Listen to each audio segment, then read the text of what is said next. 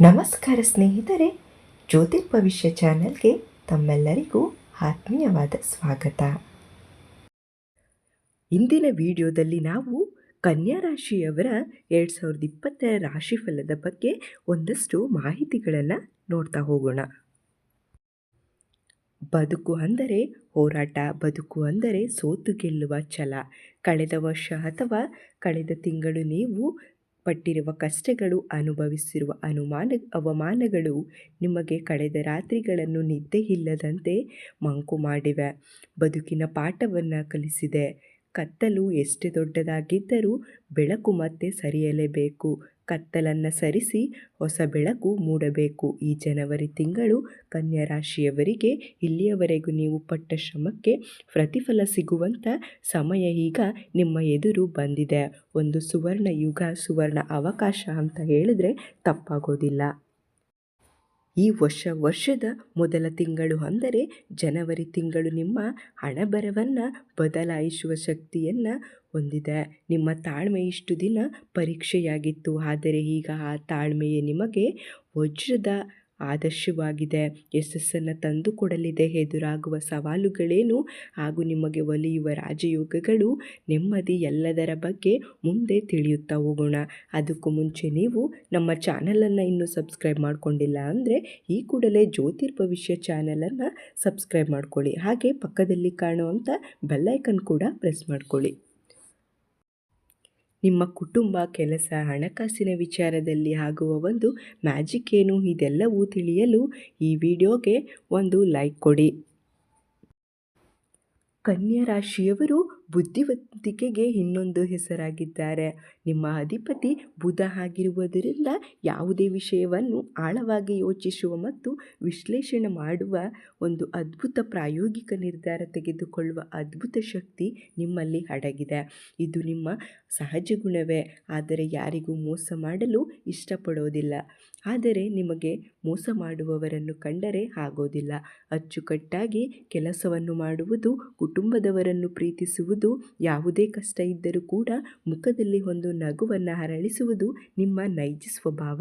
ನಿಮಗೆ ಗುಪ್ತ ಶತ್ರುಗಳು ಅತಿಯಾಗಿ ಯೋಚಿಸುವುದು ಅಂದರೆ ಹಾಗೂ ಓವರ್ ಥಿಂಕಿಂಗ್ ಮಾಡುವುದು ಎಲ್ಲವೂ ನಿಮಗೆ ಶತ್ರುವಾಗಿ ಕಾಡತೊಡಗುತ್ತದೆ. ನಿಮ್ಮ ಸುತ್ತಮುತ್ತಲಿನವರನ್ನು ಅತಿಯಾಗಿ ಟೀಕೆ ಮಾಡುವುದು ಅಥವಾ ಅವಮಾನಿಸುವುದು ಇದು ನಿಮ್ಮ ಸಹಜ ಗುಣಗಳು. ಈ ಜನವರಿ ತಿಂಗಳಲ್ಲಿ ಗ್ರಹಗಳ ಸಂಚಾರವು ನಿಮಗೆ ಏನೆಲ್ಲ ನೀಡಲಿದೆ ಎಂದರೆ, ಮುಖ್ಯವಾಗಿ ನಿಮ್ಮ ಬುದ್ಧಿವಂತಿಕೆಗೆ ಸರಿಯಾದಂತಹ ಒಂದು ವೇದಿಕೆ ಸಿಗಲಿದೆ.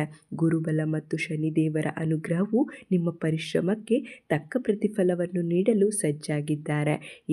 ಈ ತಿಂಗಳು ನಿಮಗೆ ಪಂಚಮಹಾಪುರುಷ ಯೋಗದಂತಹ ಕೆಲವು ಶುಭ ಯೋಗಗಳು ಪ್ರಭಾವ ಬೀರುವುದರಿಂದ ನಿಮ್ಮ ಸಹಜ ಗುಣದ ತಾಳ್ಮೆ ನೀವು ಕೈಬಿಡಬಾರದು. ಯಾವಾಗ ನೀವು ನಕಾರಾತ್ಮಕವಾಗಿ ಯೋಚಿಸುವುದನ್ನು ಬಿಡುತ್ತೀರೋ ಆಗ ಗ್ರಹಗಳು ನೀಡುವ ಸಕಾರಾತ್ಮಕ ಫಲಗಳು ನಿಮ್ಮ ಮಡಿಲು ಸೇರುತ್ತವೆ. ಈಗ ನಾವು ಪ್ರಮುಖವಾಗಿ ನಿಮ್ಮ ವೃತ್ತಿ ಜೀವನದ ಬಗ್ಗೆ ಮಾತನಾಡ್ತಾ ಹೋಗೋಣ. ಉದ್ಯೋಗದಲ್ಲಿರುವ ಕನ್ಯಾ ರಾಶಿಯವರಿಗೆ ಜನವರಿ ತಿಂಗಳು ಒಂದು ಸುವರ್ಣ ಅಧ್ಯಾಯದಂತೆ ಭಾಸವಾಗಲಿದೆ. ಪ್ರಮೋಷನ್ ಸಿಗುವ ಅಥವಾ ವೇತನ ಹೆಚ್ಚಾಗುವಂತಹ ಎಲ್ಲ ರೀತಿಯ ಯೋಗಗಳು ಇವೆ. ಆದರೆ ಒಂದು ಎಚ್ಚರಿಕೆ, ಸಹೋದ್ಯೋಗಿಗಳ ಜೊತೆ ಅನಗತ್ಯವಾಗಿ ಚರ್ಚೆಗೆ ಇಳಿಯಬೇಡಿ. ನಿಮ್ಮ ಅಸಹಜ ಗುಣವಾದ ಸಿಡುಕುತನವನ್ನು ಅವರ ಮುಂದೆ ಹೊರಹಾಕುವುದನ್ನು ನಿಯಂತ್ರಿಸಿ. ಯಶಸ್ಸು ನಿಮ್ಮದೇ ಆಗಿರುತ್ತದೆ. ಇನ್ನು ನಿರುದ್ಯೋಗಿಗಳಿಗೂ ಕೂಡ ವರದಾನದ ತಿಂಗಳು. ತುಂಬ ದಿನದಿಂದ ಇಂಟರ್ವ್ಯೂ ಅಟೆಂಡ್ ಮಾಡಿ ಸೋತು ಹೋಗಿದ್ದೀರಾ. ಆದರೆ ಈ ತಿಂಗಳು ನಿಮಗೆ ಅನಿರೀಕ್ಷಿತವಾಗಿ ಒಂದು ಕಂಪನಿಯಿಂದ ಕರೆ ಬರುವಂತಹ ಎಲ್ಲ ರೀತಿಯ ಲಕ್ಷಣಗಳು ಇವೆ. ಯಾವುದಾದರೂ ಒಂದು ಕಮ್ಯುನಿಟಿ ಅಥವಾ ಯಾವುದೇ ಕ್ಷೇತ್ರದಲ್ಲಿ ಕೆಲಸವನ್ನು ಹುಡುಕುತ್ತಿದ್ದರೆ ಅವರಿಗೆ ಶುಭ ಸುದ್ದಿ. ಸರ್ಕಾರ ಕೆಲಸಕ್ಕಾಗಿ ಪ್ರಯತ್ನಿಸುತ್ತಿರುವ ಕನ್ಯಾ ರಾಶಿಗಳಿಗೆ ಇಂದು ನಿರ್ಣಾಯಕ ಸಮಯ. ನಿಮ್ಮ ಓದಿನ ಕಡೆಗೆ ನೀವು ಒಂದಷ್ಟು ಗಮನವನ್ನು ಹರಿಸುವುದು, ಗ್ರಹಗಳ ಬೆಂಬಲ ಎರಡೂ ಸೇರಿ ಪರೀಕ್ಷೆಗೆ ಉತ್ತಮವಾದಂತಹ ಅಂಕಗಳನ್ನು ಗಳಿಸಲು ಇದು ನಿಮಗೆ ಸಹಾಯ ಮಾಡುತ್ತದೆ.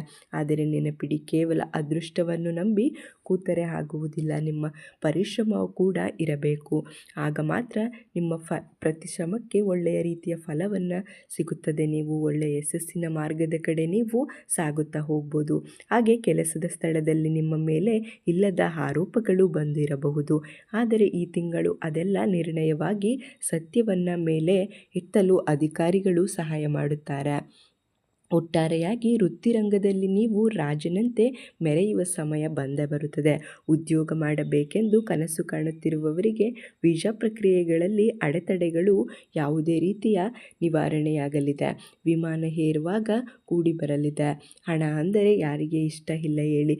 ಕನ್ಯಾ ರಾಶಿಯವರೇ, ಈ ತಿಂಗಳು ನಿಮ್ಮ ಬ್ಯಾಂಕ್ ಬ್ಯಾಲೆನ್ಸ್ ಅತಿಯಾಗುವಂತಹ ಸಾಧ್ಯತೆಗಳು ಇವೆ. ಆರ್ಥಿಕವಾಗಿ ಜನವರಿ ತಿಂಗಳು ನಿಮಗೆ ಮಿಶ್ರ ಫಲಿತಾಂಶ ನೀಡಿದರೂ ಕೂಡ ಲಾಭದ ಪ್ರಮಾಣವೇ ಅತಿ ಹೆಚ್ಚು ದುಪ್ಪಟ್ಟಾಗುವ ಸಾಧ್ಯತೆ ಇದೆ. ಬಿಸ್ನೆಸ್ ಮಾಡುತ್ತಿರುವವರಿಗೆ ಇದು ಸುಗ್ಗಿ ಕಾಲ. ಹಾಕಿದ ಬಂಡವಾಳಕ್ಕೆ ದುಪ್ಪಟ್ಟು ಲಾಭ ಸಿಗುವಂಥ ಯೋಗವಿದೆ. ಗ್ರಾಹಕರು ನಿಮ್ಮನ್ನು ಹುಡುಕಿಕೊಂಡು ಬರುತ್ತಾರೆ. ವಿಶೇಷವಾಗಿ ರಿಟೇಲ್ ಬಿಸ್ನೆಸ್, ಬಟ್ಟೆ ವ್ಯಾಪಾರ, ಆಹಾರದ ಉದ್ಯಮದಲ್ಲಿರುವವರಿಗೆ ಅತ್ಯುನ್ನತವಾದ ಅದ್ಭುತವಾದಂತಹ ಧನ ಲಾಭವನ್ನು ನೋಡಬಹುದು. ಆದರೆ ನಿಮ್ಮ ಸಹಜ ಗುಣವಾದ ಅತಿ ದುರಾಸೆಯನ್ನು ಬಿಡಬೇಕು. ಅತಿಯಾದ ಲಾಭದ ಆಸೆಯಿಂದ ಜನರಿಗೆ ಮೋಸ ಮಾಡುವ ದಾರಿ ತಲುಪಿದರೆ ಅದರಿಂದ ಅಪಾಯವೇ ಹೆಚ್ಚು. ಸಾಲದ ಬಾಧೆಯಿಂದ ನೀವು ಬಳಲುವಂತಹ ಒಂದು ದೊಡ್ಡ ನಿರ್ಧಾರವನ್ನು ನೀವು ತೆಗೆದುಕೊಳ್ಳಬೇಕಾಗುತ್ತದೆ. ಸಾಲದ ಸುಳಿಯಲ್ಲಿ ನೀವು ಸಿಲುಕಬೇಕಾಗುತ್ತದೆ. ಹಾಗೆ ನಿಮ್ಮ ಹಳೆಯ ಸಾಲಗಳನ್ನು ತೀರಿಸಲು ದಾರಿಗಳು ಸಿಗುತ್ತಿವೆ ಅಥವಾ ಸಾಲದ ಕಂತುಗಳನ್ನು ಮರುಪಾವತಿ ಮಾಡುವಂತಹ ಮಾರ್ಗಗಳು ಗೋಚರಿಸುತ್ತಿವೆ. ಅಷ್ಟೇ ಅಲ್ಲ, ನೀವು ಯಾರಿಗಾದರೂ ಹಣ ಕೊಟ್ಟು ಅದು ವಾಪಸ್ ಬಾರದೆ ಎಷ್ಟೋ ವರ್ಷಗಳಿಂದ ಕಾಯ್ದಿದ್ದರೆ ಅದು ನಿಮ್ಮ ಈ ಸಲ ನಿಮಗೆ ಕೈ ಸೇರಲಿದೆ. ಈ ತಿಂಗಳು ಪ್ರಬಲವಾಗಿದೆ. ಇದಕ್ಕಾಗಿ ನೀವು ಸ್ವಲ್ಪ ಪ್ರಯತ್ನವನ್ನು ಹಾಕಬೇಕು. ಸುಮ್ಮನೆ ಕೂತರೆ ಆಗುವುದಿಲ್ಲ. ಇನ್ನು ಮೊದಲು ಹೇಳಿದ ಹಾಗೆ ಮನೆಯಲ್ಲಿ ನಡೆಯುವ ಶುಭ ಕಾರ್ಯಗಳು, ಪೂಜೆ, ಹೋಮ ಹವನಗಳು ಖಂಡಿತವಾಗಿ ಸುಸೂತ್ರವಾಗಿ ನೆರವೇರಲಿದೆ. ಹಾಗೆ ಒಂದು ವೇಳೆ ಕುಟುಂಬದಲ್ಲಿ ಯಾವುದಾದರೂ ಕಲಹವಿದ್ದು ದೂರವಾಗಿದ್ದರೆ ಈ ಒಂದು ಕಾರ್ಯಗಳಿಂದ ಅವರನ್ನು ಒಂದುಗೂಡಿಸುತ್ತದೆ. ಸತಿಪತಿ ನಡುವೆ ಇದ್ದಂಥ ಸಣ್ಣ ಪುಟ್ಟ ಮನಸ್ತಾಪಗಳು ದೂರವಾಗುತ್ತವೆ. ಇಬ್ಬರಲ್ಲಿ ಪ್ರೀತಿ ಸಂತೋಷ ಚಿಗುರೊಡೆಯುತ್ತದೆ. ನಿಮ್ಮ ಸಂಗಾತಿಯು ನಿಮ್ಮ ಮಾತಿಗೆ ಬೆಲೆ ಕೊಡುತ್ತಾರೆ ಮತ್ತು ನಿಮ್ಮ ಕಷ್ಟಗಳಿಗೆ ಹೆಗಲು ನೀಡುತ್ತಾರೆ. ಆದರೆ ಮೂರನೇ ವ್ಯಕ್ತಿಯ ಮಾತನ್ನು ಕೇಳಿ ಯಾವುದೇ ಕಾರಣಕ್ಕೂ ನಿಮ್ಮ ಸಂಸಾರದಲ್ಲಿ ಬಿರುಕು ಮೂಡಿಸಿಕೊಳ್ಳುವ ಒಂದು ಅಸಹಜ ಗುಣವನ್ನು ಬಿಡಬೇಕು. ಅನುಮಾನ ಪಡುವ ದಾಂಪತ್ಯಕ್ಕೆ ವಿಷವಾಗಬಹುದು. ಆದ್ದರಿಂದ ನಂಬಿಕೆಯೇ ನಿಮ್ಮ ಉಸಿರು. ಇನ್ನು ಡೈವರ್ಸ್ ಕೇಸ್ ಅಥವಾ ವಿಚ್ಛೇದನ ಹಂತದಲ್ಲಿ ಇರುವವರಿಗೆ ಕೋರ್ಟ್ ಕಚೇರಿಗಳಲ್ಲಿ ರಾಜಿ ಸಂಧಾನದ ಅವಕಾಶಗಳು ಸಿಗಬಹುದು. ಇದರ ಮೂಲಕ ನಿಮ್ಮ ಸಮಸ್ಯೆಗಳನ್ನು ಬಗೆಹರಿಸಿಕೊಳ್ಳಿ ಅಥವಾ ತೀರ್ಪು ನಿಮ್ಮ ಪರವಾಗಿ ಬರುವ ಯೋಗವೂ ಇದೆ. ಇನ್ನು ಪ್ರೀತಿ ಪ್ರೇಮದ ವಿಚಾರಕ್ಕೆ ಬಂದರೆ ಅವಿವಾಹಿತರಿಗೆ ಕಣ್ಕಣ ಭಾಗ್ಯ ಕೂಡಿ ಬರಲಿದೆ. ನೀವು ಇಷ್ಟಪಟ್ಟ ವ್ಯಕ್ತಿ ಮನೆಯವರ ಒಪ್ಪಿಗೆಯಿಂದಾಗಿ ನಿಮ್ಮ ಮನೆಯನ್ನು ಸೇರುವ ಯೋಗವಿದೆ. ಈ ಒಂದು ತಿಂಗಳು ಗೋಚರಿಸುತ್ತಿದೆ. ಮನೆಯಲ್ಲಿ ಕೂತು ಮಾತನಾಡುವುದರಿಂದ ಅವರಿಂದ ನಿಮಗೆ ಒಪ್ಪಿಗೆ ಸಿಗಬಹುದು.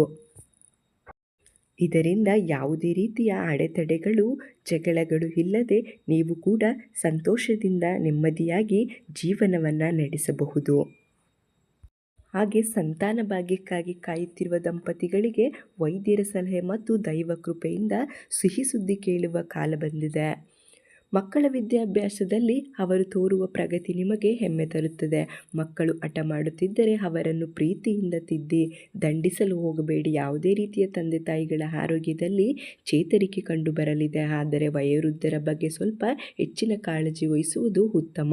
ಮುಖ್ಯವಾದ ಆಹಾರವನ್ನು ಸೇವಿಸನೆ ಮಾಡಲು ಅವರಿಗೆ ಕೊಡಬೇಕು. ಔಷಧಿ ಹಾಗೂ ಪಥ್ಯದ ಕಡೆ ಗಮನ ಕೊಡಿ. ಈ ತಿಂಗಳು ಆರೋಗ್ಯ ಸಾಮಾನ್ಯವಾಗಿ ಉತ್ತಮವಾಗಿರುತ್ತದೆ. ಆದರೆ ಕೆಲಸದ ಒತ್ತಡದಿಂದ ಅನೇಕ ರೀತಿಯ ತೊಂದರೆಗಳು ಕಾಣಿಸಬಹುದು. ಟೆನ್ಷನ್ನಿಂದ ತಲೆನೋವು ಹೆಚ್ಚಾಗಬಹುದು, ನಿದ್ರಾಹೀನತೆ ಕಂಡುಬರಬಹುದು. ಅಂತಹ ಸಮಸ್ಯೆಗಳು ನಿಮ್ಮನ್ನು ಕಾಡುತ್ತವೆ. ಇದು ಸಹಜವಾಗಿದ್ದು ಚಿಂತಿಸುವುದು ನಿಮ್ಮ ಜೀರ್ಣಕ್ರಿಯೆಯ ಮೇಲೆ ಪರಿಣಾಮ ಬೀರಬಹುದು. ಆದ್ದರಿಂದ ಮನಸ್ಸನ್ನು ಯಾವಾಗಲೂ ಶಾಂತವಾಗಿ ಇಟ್ಟುಕೊಳ್ಳಿ. ಯೋಗ ಮತ್ತು ಧ್ಯಾನಕ್ಕೆ ಒತ್ತು ಕೊಡಿ. ಇನ್ನು ಆಸ್ತಿ ವಿಚಾರ ಬರುವುದಾದರೆ ಸ್ವಂತ ಮನೆ ಕಟ್ಟಬೇಕು ಅಥವಾ ಸೈಟ್ ತೆಗೆದುಕೊಳ್ಳಬೇಕು ಎಂಬ ಕನಸು ಇರುವವರಿಗೆ ಈ ತಿಂಗಳು ಒಳ್ಳೆಯ ಶುಭಯೋಗ. ಸಾಲ ಸೌಲಭ್ಯಗಳು ಅಥವಾ ಸೂಕ್ತವಾದ ಜಾಗವನ್ನು ನೀವು ಪಡೆಯುತ್ತೀರಿ. ವಿದ್ಯಾಭ್ಯಾಸ ಮಾಡಲು ಬಯಸುವ ವಿದ್ಯಾರ್ಥಿಗಳಿಗೆ ಯೂನಿವರ್ಸಿಟಿಗಳಿಂದ ಆಫರ್ ಲೆಟರ್ ಬರುವ ಸಾಧ್ಯತೆಗಳಿವೆ. ಒಟ್ಟಾರೆಯಾಗಿ ಬೌದ್ಧಿಕ ಮತ್ತು ಅಭೌತಿಕ ಅಭಿವೃದ್ಧಿ ಹೊಂದಲು ಗ್ರಹಗಳು ನಿಮಗೆ ಬೆಂಬಲವನ್ನು ನೀಡುತ್ತಿವೆ. ಜೀವನ ಅಂದರೆ ಕೇವಲ ಹೂವಿನ ಹಾಸಿಗೆ ಮಾತ್ರ ಆಗುವುದಿಲ್ಲ. ನೀವು ಈ ತಿಂಗಳು ಇಷ್ಟೆಲ್ಲ ಒಳ್ಳೆಯದನ್ನು ನೀಡಿದರೂ ತಿಂಗಳಾಂತ್ಯದಲ್ಲಿ ನೀವು ಒಂದು ಕಠಿಣ ಸವಾಲನ್ನು ಎದುರಿಸಬೇಕಾಗುತ್ತದೆ. ಅದು ಏನೆಂದರೆ ಅಪವಾದ ಮತ್ತು ನಂಬಿಕೆ ದ್ರೋಹ. ಹೌದು, ನೀವು ಯಾರನ್ನು ಅತಿಯಾಗಿ ನಂಬಿ ನಿಮ್ಮ ಗುಟ್ಟುಗಳನ್ನು ಅವರ ಬಳಿ ಹೇಳುತ್ತೀರೋ ಅವರು ಒಂದಲ್ಲ ಒಂದು ದಿನ ನಿಮ್ಮ ಬೆನ್ನಿಗೆ ಚೂರಿ ಹಾಕುವ ಪ್ರಯತ್ನವನ್ನು ಮಾಡುವುದಲ್ಲದೆ ನಿಮ್ಮ ಬಗ್ಗೆ ಅಪಪ್ರಚಾರದ ಮಾತುಗಳನ್ನು ಆಡುತ್ತಾರೆ. ಹೆಸರಿಗೆ ಕಳಂಕವನ್ನು ತರುವ ಪ್ರಯತ್ನವನ್ನು ಮಾಡಬಹುದು. ಇದು ನಿಮಗೆ ಮಾನಸಿಕವಾಗಿ ಬಹಳ ನೋವನ್ನು ಕೊಡಬಹುದು. ಪ್ರಾಮಾಣಿಕತೆಯನ್ನು ಪ್ರಶ್ನಿಸುವಂತಹ ಸನ್ನಿವೇಶ ಎದುರಾಗಬಹುದು. ಈ ಸಮಯದಲ್ಲಿ ನೀವು ಭಾವಾವೇಶಕ್ಕೆ ಒಳಗಾಗಿ ಪ್ರತಿಕ್ರಿಯೆ ನೀಡಬೇಡಿ. ಮೌನವಾಗಿರುವುದೇ ಇದಕ್ಕೆ ದೊಡ್ಡ ಉತ್ತರ. ಯಾವತ್ತಿದ್ದರೂ ಸತ್ಯ ಗೊತ್ತಾಗಲೇಬೇಕು. ಸತ್ಯವೇ ಗೆಲ್ಲುತ್ತದೆ. ಆದರೆ ಆ ಕ್ಷಣ ಅವಮಾನವನ್ನು ತಡೆದುಕೊಳ್ಳುವ ಶಕ್ತಿ ನಿಮಗೆ ಬೇಕು. ಯಾವುದೇ ಕಾರಣಕ್ಕೂ ಕೋಪವನ್ನು ಅತಿಯಾಗಿ ಮಾಡಿ ಅದನ್ನು ಅಪಪ್ರಚಾರ ಮಾಡಲು ಹೋಗಬೇಡಿ. ಇನ್ನು ಜನವರಿ ತಿಂಗಳಲ್ಲಿ ಬರುವ ಶುಭಯೋಗಗಳನ್ನು ಸಂಪೂರ್ಣವಾಗಿ ಅನುಭವಿಸಲು ನೀವು ಮಾಡಬೇಕಾದಂತಹ ಒಂದು ಪರಿಹಾರ ಇಲ್ಲಿದೆ.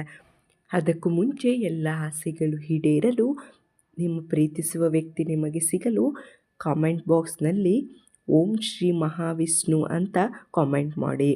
ಹಾಗೆ ವಿಡಿಯೋಗೆ ಒಂದು ಲೈಕ್ ಮಾಡಿ. ಪ್ರತಿ ಬುಧವಾರದಂದು ಹಸುಗಳಿಗೆ ಹಸಿರು ಹುಲ್ಲು ಅಥವಾ ಸೊಪ್ಪನ್ನು ತಿನ್ನಿಸಿ. ಇದು ನಿಮ್ಮ ರಾಶಿಯಾಧಿಪತಿಯಾದ ಬುಧನನ್ನು ಅನುಗ್ರಹಿಸಲು ಹೆಚ್ಚಿಸುತ್ತದೆ. ಇನ್ನು ಎರಡನೆಯದಾಗಿ ವಿಷ್ಣು ಸಹಸ್ರನಾಮವನ್ನು ಕೇಳಿ ಅಥವಾ ನೀವು ಕೂಡ ಪಠಿಸಿ. ಇದು ನಿಮ್ಮ ಮನಸ್ಸಿನ ಶಾಂತಿಯನ್ನು ಕಾಪಾಡುತ್ತದೆ. ಸಾಧ್ಯವಾದರೆ ಪ್ರಾಣಿ ಪಕ್ಷಿಗಳಿಗೆ ಕಾಳು ಅಥವಾ ಆಹಾರ ನೀರನ್ನು ನೀಡಿ. ಇದರಿಂದ ಗ್ರಹಗಳ ದೋಷಗಳು ನಿವಾರಣೆಯಾಗುತ್ತವೆ. ಈ ಎಲ್ಲ ಪರಿಹಾರಗಳಿಂದ ನಿಮ್ಮ ಹೊಸ ಬದುಕಿನ ಭರವಸೆಯನ್ನು ಹೆಚ್ಚಿಸುತ್ತವೆ. ನಿಮ್ಮ ಯಶಸ್ಸಿನ ಕಡೆಗೆ ವಾಲುವುದಕ್ಕೆ ಸಹಾಯವನ್ನು ಮಾಡುತ್ತವೆ. ನಿಮ್ಮ ಇಷ್ಟಾರ್ಥಗಳು ಸಿದ್ಧಿಯಾಗಲಿ ಎಂದು ನಾವು ಕೂಡ ಕೇಳಿಕೊಳ್ಳುತ್ತೇವೆ. ಶುಭ ದಿನ, ಶುಭವಾಗಲಿ. ಧನ್ಯವಾದಗಳು ಸ್ನೇಹಿತರೆ.